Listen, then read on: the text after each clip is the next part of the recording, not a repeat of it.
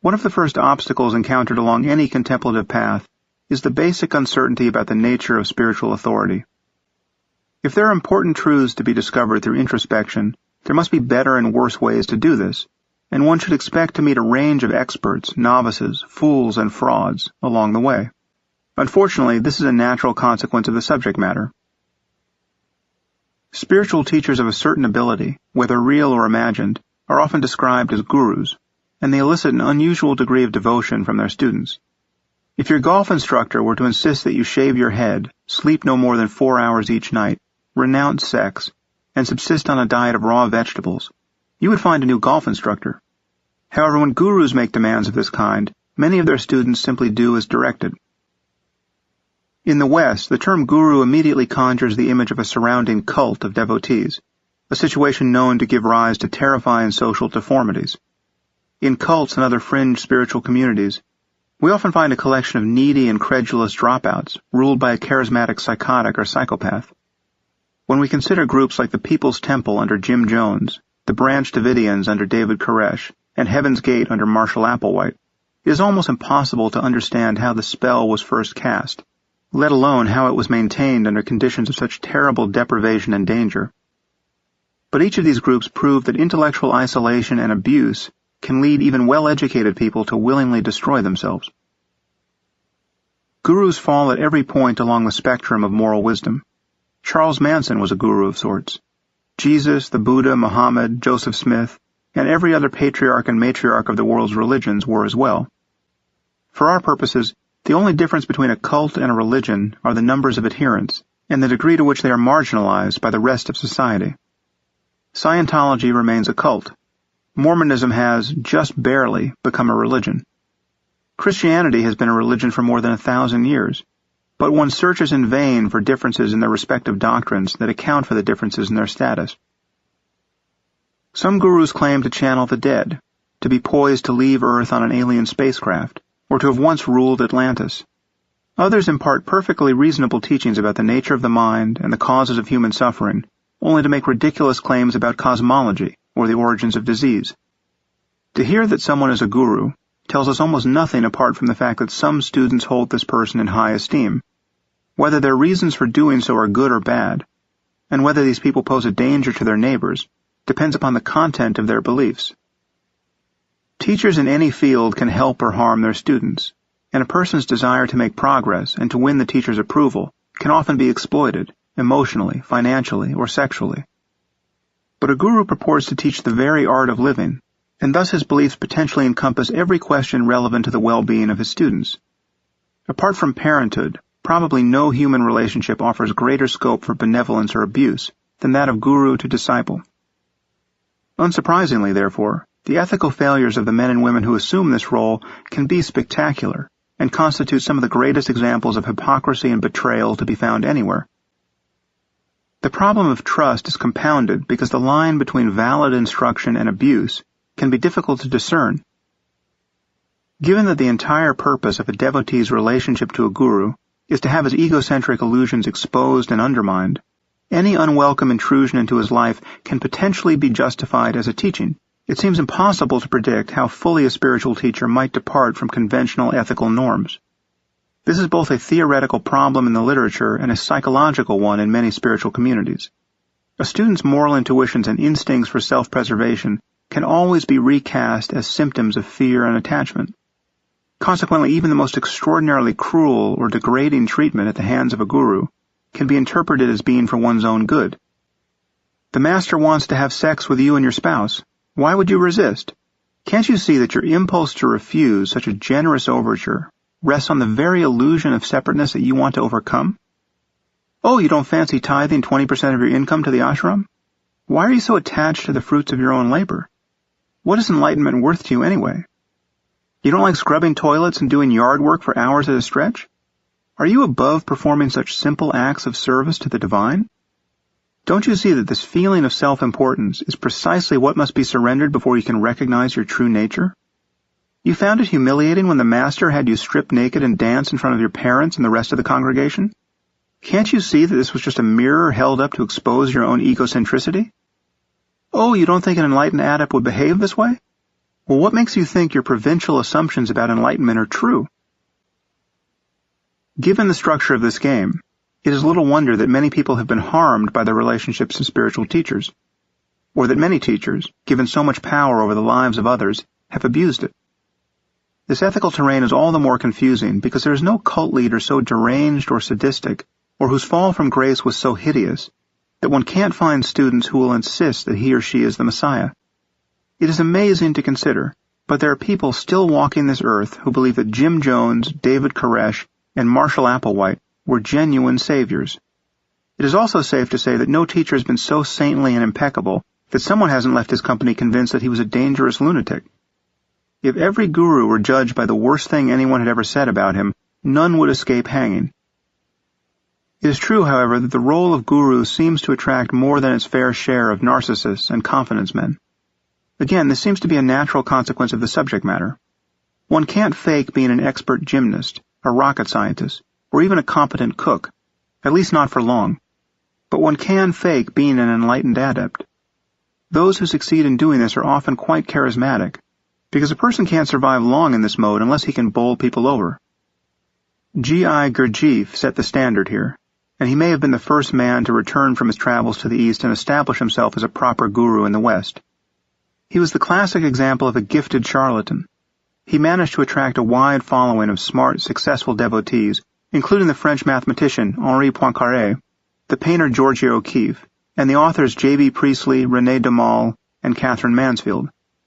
He reached other luminaries as well, including Aldous Huxley, T.S. Eliot, and Gerald Hurd, through the efforts of his main disciple, P.D. Ouspensky. Frank Lloyd Wright once declared Gurdjieff, quote, the greatest man in the world. Coming from a narcissist of Wright's caliber, this says quite a lot about what sort of impression the man could make. However, Gurdjieff taught his students that the moon was alive, that it controlled the thoughts and behaviors of unenlightened people, and that it devoured their souls at the moment of death. He used to make visitors to his chateau in Fontainebleau spend long days digging ditches in the sun, only to have them immediately fill them in again and begin digging elsewhere. He must have made quite an impression in person, given how long he was able to get away with this mischief. I'm not saying that being forced to do hard and seemingly useless work cannot benefit a person. One of the first things one learns in practicing meditation is that nothing is intrinsically boring. Indeed, boredom is simply a lack of attention. Pay sufficient attention, and the mere experience of breathing can reward months and years of steady vigilance. Every guru knows that drudgery can be a way of testing the strength of this insight. And, needless to say, this truth about the human mind can be exploited. The journalist Francis Fitzgerald recounts meeting many well-educated disciples of Osho, Bhagwan Sri Rajneesh, doctors, lawyers, engineers, professors, doing years of uncompensated menial labor at his Oregon commune. All appeared quite happy with the work, presumably viewing it as an exercise in self-overcoming. Indeed, abandoning one's worldly ambitions to do menial labor, attentively and joyfully, can be an exercise in self-overcoming. Here two truths apparently collide. A person can be exploited and still learn something valuable in the process. But one must draw the line somewhere, and I think consent should be the governing principle. Cults often violate the principle of consent in many ways. I don't deny that a truly enlightened man or woman, that is one who has fully and permanently unraveled the conventional sense of self, might awaken his or her students by violating certain moral and cultural norms. But extreme examples of such unconventional behavior, often referred to in the literature as crazy wisdom, seem to produce the desired result only in the literature. Every modern instance of these shenanigans has seemed far more crazy than wise, attesting to nothing so much as the insecurities and sensual desires of the guru in question. It is usually easy to detect social and psychological problems in any community of spiritual seekers. This seems to be yet another liability inherent to the project of self-transcendence. Many people renounce the world because they can't find a satisfactory place in it. And almost any spiritual teaching can be used to justify a pathological lack of ambition. For someone who has not yet succeeded at anything, and who probably fears failure, a doctrine that criticizes the search for worldly success can be very appealing. And devotion to a guru, a combination of love, gratitude, awe, and obedience, can facilitate an unhealthy return to childhood. In fact, the very structure of this relationship can condemn a student to a kind of intellectual and emotional slavery. The writer Peter Marin captured the mood perfectly. Obedience to a perfect master. One could hear, inwardly in them, the gathering of breath for a collective sigh of relief.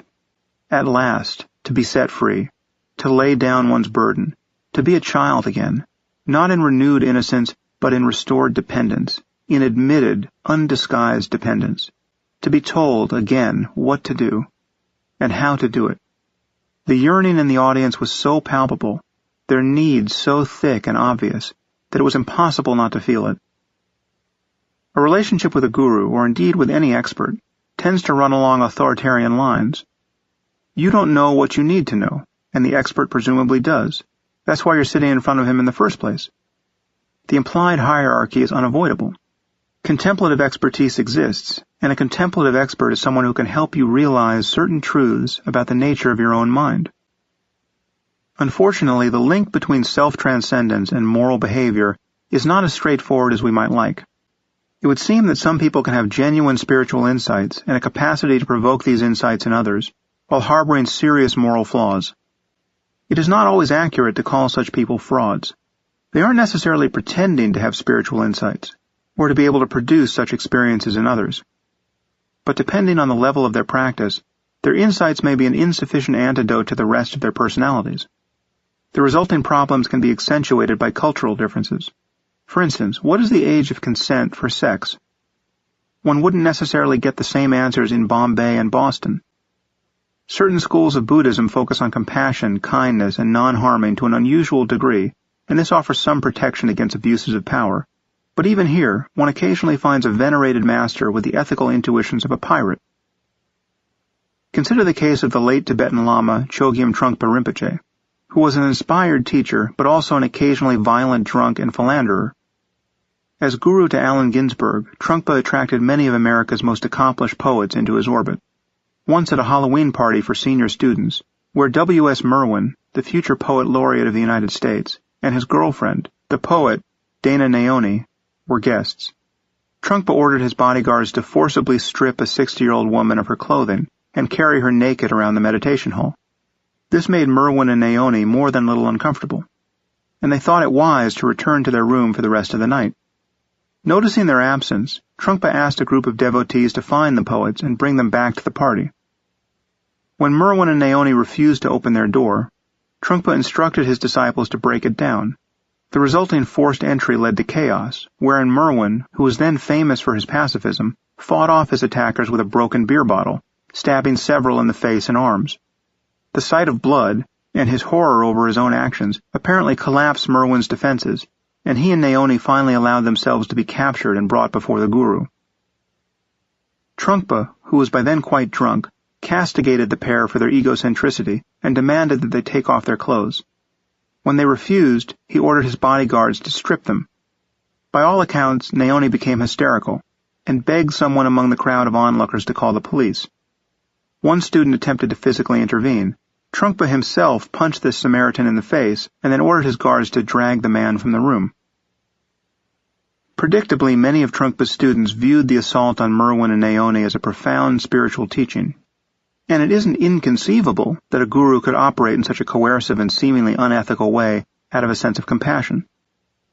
In fact, it may have been conceivable to Merwin and Naoni themselves, even in the aftermath of this humiliating ordeal, because they remained at Trungpa's seminar for several more days to receive further teachings. However, judging from the effect that Trungpa's wild behavior had on both himself, he apparently died from alcoholism, and his students, it is very difficult to view it as the product of enlightened wisdom. The scandals surrounding Trungpa's organization did not end there. Trungpa had groomed a Western student, Losel Tenzin, to be his successor. Tenzin was the first Westerner to be honored in this way in any lineage of Tibetan Buddhism. His appointment as Vajra regent had been approved by the Karmapa, one of the most revered Tibetan masters then living. As it happens, Tenzin was bisexual, highly promiscuous, and rather fond of pressuring his straight male devotees to have sex with him as a form of spiritual initiation.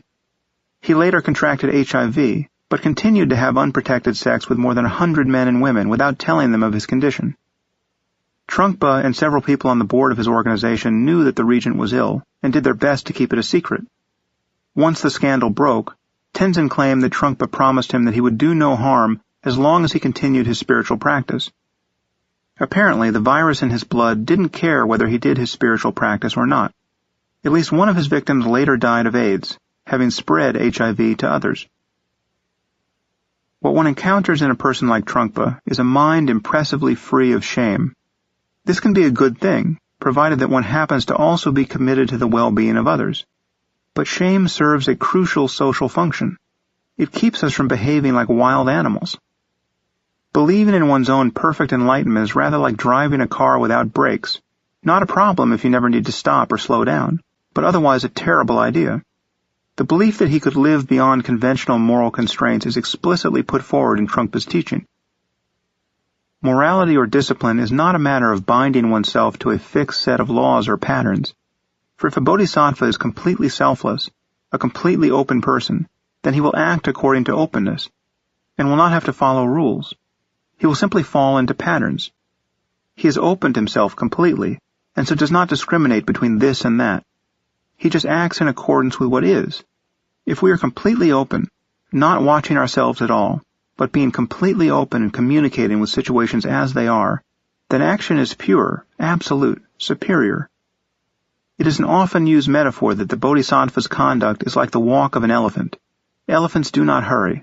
They just walk slowly and surely through the jungle, one step after another. They just sail right along. They never fall, nor do they make mistakes.